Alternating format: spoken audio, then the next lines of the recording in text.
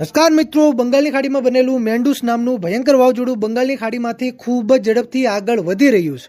આ વાવાઝોડું આગામી 12 થી 18 કલાકમાં તમિલનાડુ અને આંધ્રપ્રદેશના વિસ્તારો સાથે ટકરાઈને ભારે તબાહી મચાવી શકે છે. મિત્રો, આ વાવાઝોડાથી આપણા ગુજરાતને કોઈ ખતરો નથી, કારણ કે આ વાવાઝોડું આપણા ગુજરાતથી હજારો કિલોમીટર દૂર છે. પણ આ મેન્ડુસ નામના વાવાઝોડાની અસરના કારણે આપણા ગુજરાતમાં કમોસમી વરસાદની શક્યતા વધી ગઈ છે. જાણીતા હવામાન શાસ્ત્રીઓએ પણ માવઠાને લઈને મોટી આગાહી કરી છે. મિત્રો, કઈ તારીખથી અને રાજ્યના કયા જિલ્લાઓમાં કમોસમી વરસાદ પડવાની શક્યતા વધારે છે તેની સંપૂર્ણ સચોટ માહિતી મેળવી છે. પણ તે પહેલા આ વિડીયોને એક લાઈક કરી દેજો. આવી જ રીતે ખેડૂતોના હિત માટેના કોઈ પણ સમાચાર સૌથી પહેલા જોવા માટે આપણી આ ચેનલને સબસ્ક્રાઇબ કરવાનું ભૂલતા નહીં. મિત્રો, ખાસ સાંભળજો, વિડીયોમાં તમે વેધર મોડેલોના માધ્યમથી વાવાઝોડાની લાઈવ સ્થિતિ જોઈ શકો છો.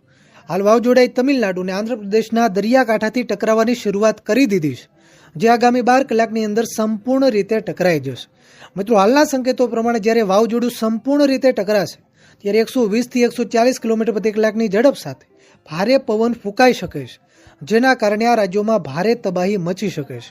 મિત્રો, આપણે સૌ લોકો જાણીએ છીએ એ પ્રમાણે જ્યારે તોકતે નામનું ભયંકર વાવાઝોડું આપણા ગુજરાત સાથે ટકરાયું હતું ત્યારે ગીર સોમનાથ, અમરેલી અને ભાવનગર જિલ્લાના કાંઠાના વિસ્તારોમાં ભારે તબાહી મચી હતી. બસ એ જ રીતની તબાહી તમિલનાડુ અને આંધ્રપ્રદેશના દરિયાકાંઠાના વિસ્તારોમાં પણ જોવા મળી શકે છે. હવે મિત્રો, આ વાવાઝોડું તો છેક ભારતના છેલ્લા છોડે ત્રાટકવાનું છે, તો આપણા ગુજરાતમાં કમોસમી વરસાદની શક્યતા કેમ છે તેની વાત કરીએ. મિત્રો, વિડીયોમાં તમે જોઈ શકો છો, તમિલનાડુ અને આંધ્રપ્રદેશના વિસ્તારો સાથે ટકરાયા બાદ બંગાળની ખાડીની આ સિસ્ટમ આપણા અરબી સમુદ્રમાં પ્રવેશ કરશે. જેવી આ સિસ્ટમ આપણા અરબી સમુદ્રમાં પ્રવેશ કરશે એમ લો પ્રેશર સિસ્ટમમાં પરિવર્તિત થઈ જશે. હવે આ લો પ્રેશર સિસ્ટમના કારણે જ આપણા ગુજરાતમાં કમોસમી વરસાદ પડવાની શક્યતા છે. મિત્રો, હાલના વેધર મોડેલોના સંકેતો પ્રમાણે અને જાણીતા વેધર શાસ્ત્રીઓની આગાહી પ્રમાણે આગામી 12 તારીખથી 15 તારીખ સુધી, આમ 3 દિવસ સુધી રાજ્યમાં કમોસમી વરસાદની આગાહી કરવામાં આવી છે, જેમાં ખાસ કરીને સૌરાષ્ટ્રના અમુક વિસ્તારો સાથે દક્ષિણ ગુજરાત અને મધ્ય ગુજરાતના પણ અમુક વિસ્તારોમાં વરસાદની શક્યતા વધારે દર્શાવવામાં આવી રહી છે. આ વિસ્તારોમાં 12 તારીખથી 15 તારીખ દરમિયાન સામાન્યથી મધ્યમ વરસાદની આગાહી હવામાન વિભાગના શાસ્ત્રીઓએ કરી છે. એટલે મિત્રો, ટૂંકમાં આપણે વાત કરીએ તો 12 તારીખથી 15 તારીખ સુધી સૌરાષ્ટ્ર, દક્ષિણ ગુજરાત અને મધ્ય ગુજરાતના અમુક વિસ્તારોમાં કમોસમી વરસાદની આગાહી કરવામાં આવી છે.